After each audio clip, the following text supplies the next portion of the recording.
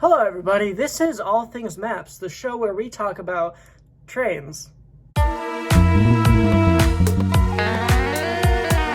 my life, I've always loved map making and pretty much all things related to geography, so I wanted to create this channel to teach you and share my passion with all of you. And today, to start this video, we're going to be doing the thing that I do the most, and that's draw fake maps of made-up places. Now, you might think, why would anyone possibly do that? If they're crazy like me. But one of the reasons I do it is because it's somewhat of therapeutic for me. You see, the way I started is usually when you're in class, if you want to doodle something, sometimes there's some people who can draw like really detailed drawings about really detailed things, kind of like that, and they like turn out really well and it's blah, blah, blah. But for me, I don't really have that much talent to do stuff like that. And so for me, the next best thing was going like this. Oh wow, you can't see it. But something I started doing is, drawing grids.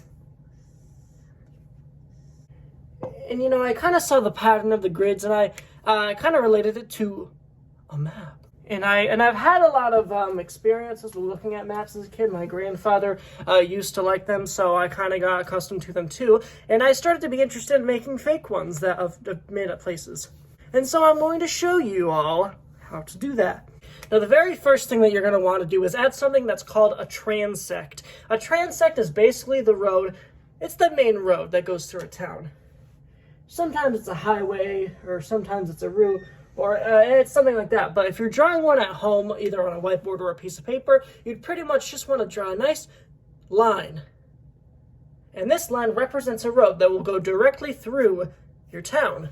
Now, obviously, in a lot of towns, there are multiple intersections, and obviously an intersection is when two different roads intersect, like an intersection. And you can draw different intersects, like you can draw a 3-way intersect, a 4-way intersect, or a 21-way intersect, whatever you'd like. But what I'm going to do is I'm just going to continue drawing random intersections of random roads that go into this random town.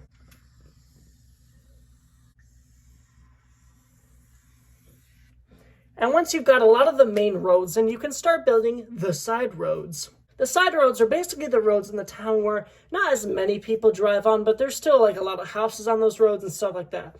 All of the roads on this would probably have businesses on it, like, your local deli, coffee shop, maybe the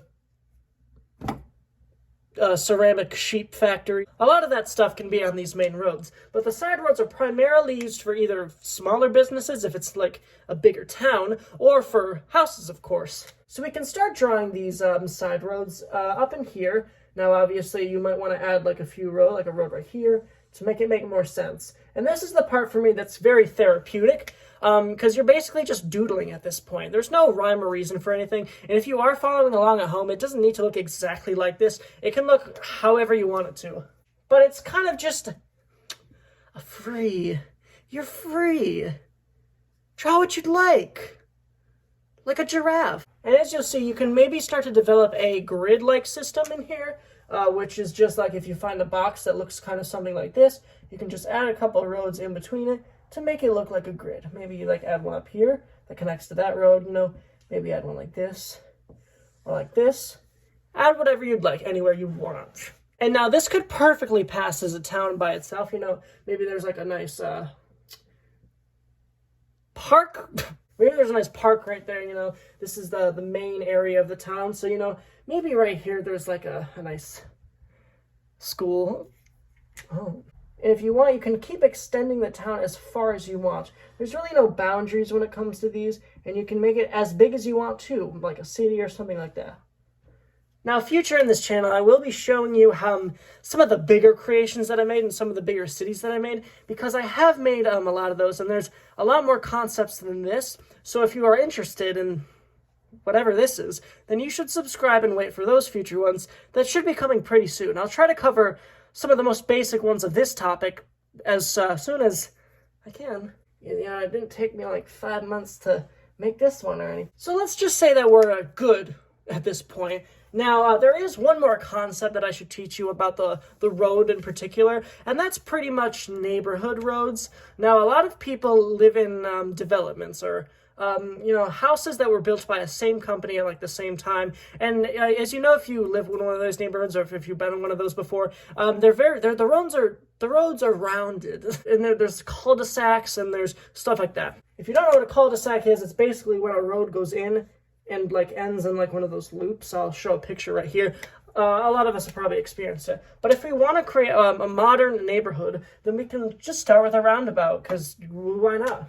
These are a lot more difficult to master because it's not the same thing as a grid. You know, if you really wanted to make a grid, you can just draw a big checkerboard. That's kind of what New York City is.